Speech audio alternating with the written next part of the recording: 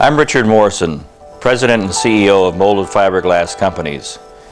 My father, Robert S. Morrison, founded MFG in 1948 in Ashtabula, Ohio. This is 2315 Walla Boulevard on the shores of Lake Erie in Ashtabula, Ohio.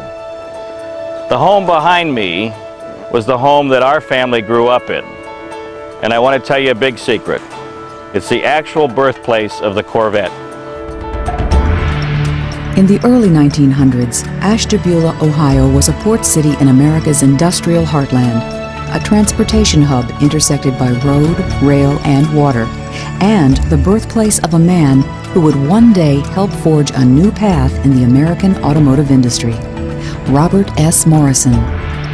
When Bob Morrison was born in November 1909, the Morrison family name was already well known in the Ashtabula business community.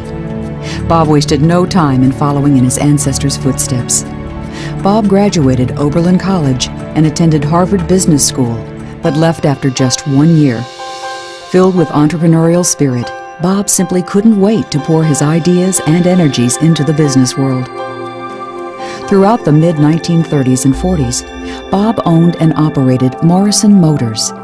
When the war effort halted all production of new automobiles, Morrison offered reconditioned or Morrisonized Chevrolets. Bob's ads were peppered with slogans like "Live in the moment and look to the future," a testament to his unwavering optimism and can-do attitude that would become the foundation for his future success. In 1948, Bob's passion for innovation led him to pursue the future of a new material known as Fiberglass Reinforced Plastics, or FRP. Morrison bought a failing pulp factory and established Molded Fiberglass Companies in Ashtabula, Ohio.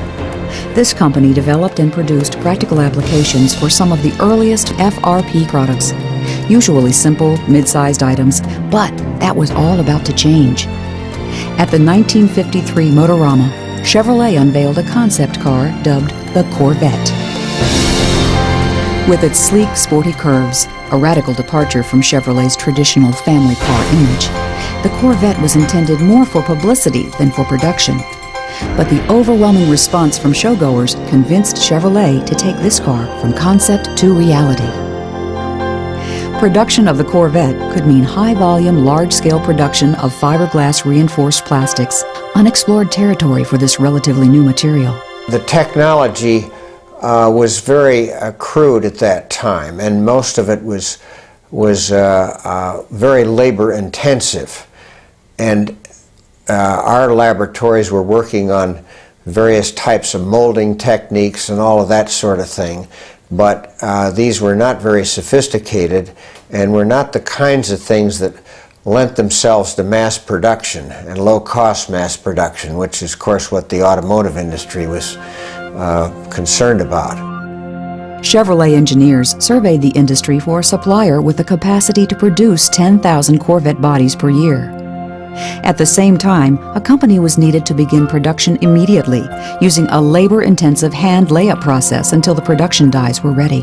2 GM engineers flew to Ashtabula in a single-engine plane and landed at a small airfield.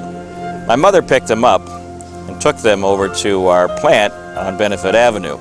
It was a 10,000 square foot plant, and obviously it was quite small, and the GM engineers thought it was interesting, but way too small for automotive production.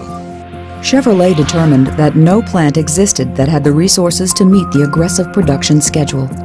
The Chevrolet engineers resigned themselves to the fact that a fiberglass Corvette might not be possible after all. But Bob Morrison thought otherwise. Bob worked tirelessly to secure the facility, financial backing, equipment, and suppliers' assistance, and agreed to take responsibility for both the prototype and continuing production.